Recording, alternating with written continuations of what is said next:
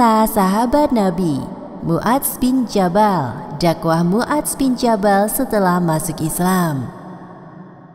Mu'adz bin Jabal radhiyallahu anhu merupakan seorang sahabat Nabi yang lahir di Madinah 18 tahun sebelum Nabi Muhammad SAW hijrah ke Madinah.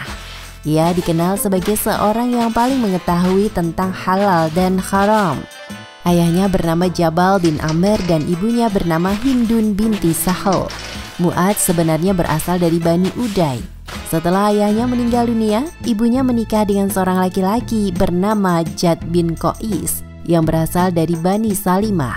Maka Mu'adz bersama ibunya pindah dan hidup bersama Bani Salimah. Sesudah Bai'at Aqabah pertama, Mus'ab bin Umair radhiyallahu anhu dikirim oleh Rasulullah SAW ke Madinah. Ia mengajari orang-orang Madinah tentang agama Islam dan membacakan Al-Quran. Islam mulai menyebar di Yathrib. Mu'adz bin Jabal masuk Islam setelah mendapat dakwah di fase awal tersebut. Saat itu ia masih berusia 18 tahun. Ia termasuk kaum Ansor yang pertama-tama masuk Islam. Pada musim haji, di tahun yang sama, Mu'adz termasuk dalam 70 orang Ansor yang berangkat ke Mekah untuk bertemu Rasulullah SAW.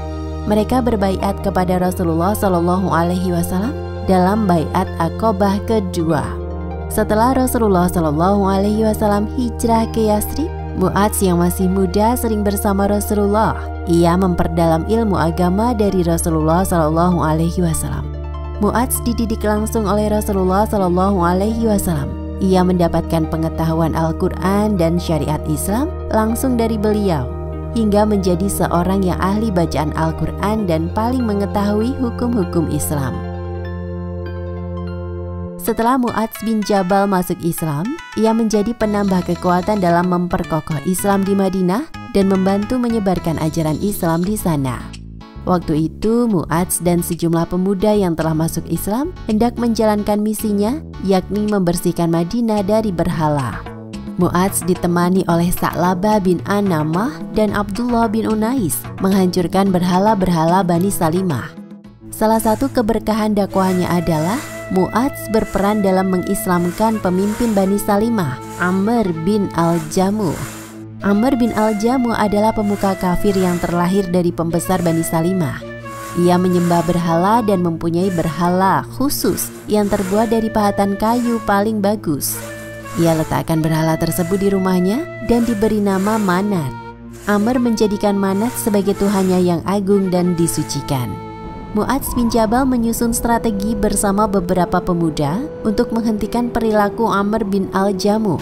Salah satu pemuda yang turut serta dalam melaksanakan misi tersebut adalah Mu'adz bin Amr bin Al-Jamuh, yakni putra dari Amr bin Al-Jamuh yang telah masuk Islam. Pada malam hari, saat Amr tertidur pulas, Mu'adz dan kawan-kawannya membuang patung milik Amr ke dalam pembuangan sampah dan kotoran Bani Salimah dengan posisi kepala berhala terbalik. Keesokan harinya, Amr bin Al-Jamuh terkejut dan marah melihat patungnya hilang dari tempatnya. Sungguh celaka orang yang telah melakukan hal keji ini kepada Tuhan kami semalam. Kemudian ia mencarinya dan menemukannya di tempat pembuangan sampah. Patung tersebut lalu dibasuh, dicuci hingga bersih, dan diberi wewangian. Andai aku tahu siapa yang melakukan perbuatan ini terhadapmu, pasti aku akan menghinakannya. Demikian yang dilakukan Mu'adz dan kawan-kawannya setiap malam, yakni kembali memasuki rumah Amr, mengambil patung Amr dan membuangnya di lubang pembuangan sampah. Pagi harinya, Amr bin Al-Jamuh menemukan patung miliknya di tempat pembuangan, lalu ia membasuhnya sampai bersih dan memberikan wewangian. Setelah beberapa kali terjadi peristiwa itu, suatu hari Amr mengeluarkan patungnya dari tempat di mana mereka membuangnya, kemudian membasuhnya dan memberikan wewangian, lalu ia gantungkan pedangnya di atas leher patung itu, seraya berkata, "Wahai Tuhanku, sungguh aku tidak tahu siapa yang melakukan ini kepadamu. Sebagaimana engkau lihat, jika pada dirimu ada kebaikan, maka cegahlah. Ini ada pedang bersamamu." Ketika malam hari, saat Amr tertidur pulas, Mu'adz bersama kawan-kawannya kembali memasuki rumah Amr. Lalu ia mengambil pedang dari leher patung itu, kemudian mengambil bangkai anjing dan mengikatnya pada patung itu dengan tali. dibuanglah patung beserta bangkai anjing tadi ke salah satu sumur tua milik Bani Salimah yang di dalamnya banyak sekali kotoran.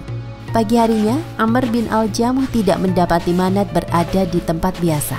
Maka ia terus mencari berhalanya itu hingga menemukannya berada di sumur dengan kepala terbalik bersama dengan bangkai anjing yang lehernya tertancap pedang. Setelah melihat kondisi itu, Amr pun sadar bahwa patung itu bukanlah Tuhan yang patut disembah.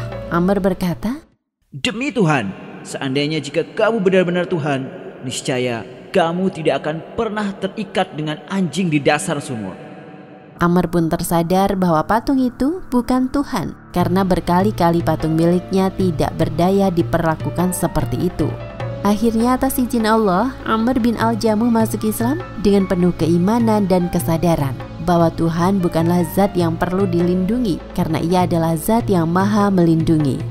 Begitulah kecerdasan Mu'adz bin Jabal dan sejumlah pemuda Madinah dalam menyusun strategi. Mereka menggunakan akal, logika, dan nurani Amr bin Al-Jamuh sehingga pemuka kafir tersebut memeluk agama Islam. Semangat Mu'adz dalam menyebarkan agama Islam juga terlihat ketika ia mengajak orang-orang Yahudi masuk Islam. Sebelum Rasulullah diangkat menjadi Rasul, orang-orang Yahudi yang tinggal di Madinah sering membicarakan tentang Muhammad, Nabi terakhir yang telah termaktub dalam kitab mereka, Taurat. Orang-orang Yahudi di masa lalu selalu memohon kemenangan atas orang-orang Aus dan Khazraj dengan kedatangan Rasulullah SAW sebelum beliau diangkat menjadi utusan Allah. Namun, ketika ternyata Allah Subhanahu wa Ta'ala mengutus Rasulullah SAW dari kalangan bangsa Arab, maka mereka mengingkari apa yang tertulis dalam kitab mereka.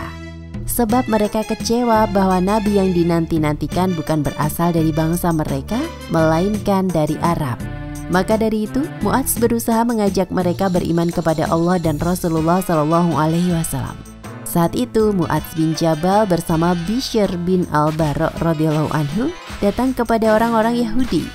Ia dengan berani berkata kepada mereka, "Hai orang-orang Yahudi, bertakwalah kepada Allah dan masuklah ke dalam Islam. Sebelum ini kalian biasa memohon kedatangan seorang nabi untuk mendapatkan kemenangan atas kami yang saat itu masih dalam kesyirikan.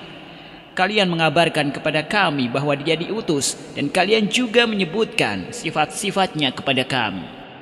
Kemudian Salam bin Mishkam dari Bani Nadir, yakni salah seorang dari kalangan Yahudi menjawab, "Dia tidak datang membawa sesuatu yang dulu kami ketahui. Dia bukan orang yang kami katakan kepada kalian." Orang-orang Yahudi masih menyangkal Nabi Muhammad SAW sebagai nabi terakhir. Maka Allah Subhanahu wa Ta'ala menurunkan firman-Nya yang berkaitan dengan perkataan mereka dalam surat Al-Baqarah ayat 89 yang artinya, "Dan setelah datang kepada mereka Al-Quran dari Allah yang membenarkan apa yang ada pada mereka, padahal sebelumnya mereka biasa memohon kedatangan Nabi untuk mendapat kemenangan atas orang-orang kafir. Maka setelah datang kepada mereka apa yang telah mereka ketahui, mereka lalu ingkar kepadanya. Maka laknat Allah lah atas orang-orang yang ingkar itu." Terdapat banyak keutamaan yang dimiliki oleh Mu'adz bin Jabal. Ia juga memiliki kedudukan yang mulia. Salah satunya terungkap dalam hadis dari Abdullah bin Amr radhiyallahu anhu yang dikeluarkan oleh Bukhari dan Muslim, bahwa Rasulullah SAW bersabda, "Ambillah Al-Quran itu dari 4 orang, yaitu dari Abdullah bin Mas'ud, Salim Maula Abu Huzaifah, Mu'adz bin Jabal, dan Ubay bin Ka'ab." Setelah peristiwa Fathu Mekah, Rasulullah SAW menyadari tentang kebutuhan beberapa pembimbing untuk mengajari dasar-dasar keislaman kepada para pemeluk Islam yang baru. Maka beliau menunjuk Attab bin Usaid radhiyallahu anhu sebagai wakil beliau di Mekah dan menugaskan Mu'adz bin Jabal sebagai pendamping Attab. Ia mengajarkan tentang Al-Quran dan fikih kepada mereka. Mu'adz bin Jabal adalah seorang yang ahli ibadah. Ia pernah sholat bersama Nabi Muhammad SAW di masjid, kemudian pulang ke kaumnya, Bani Salimah yang tinggal di pinggiran Madinah. Lalu ia menjadi imam di masjid mereka. Mu'adz memimpin sholat dengan khusyuk dan tunduk kepada Allah Subhanahu wa Ta'ala, karena setiap kali ia sholat selalu berkeyakinan bahwa sholat yang dilakukannya adalah sholat terakhirnya.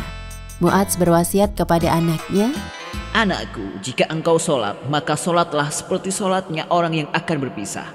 dan jangan menyangka bahwa engkau akan kembali kepadanya selamanya.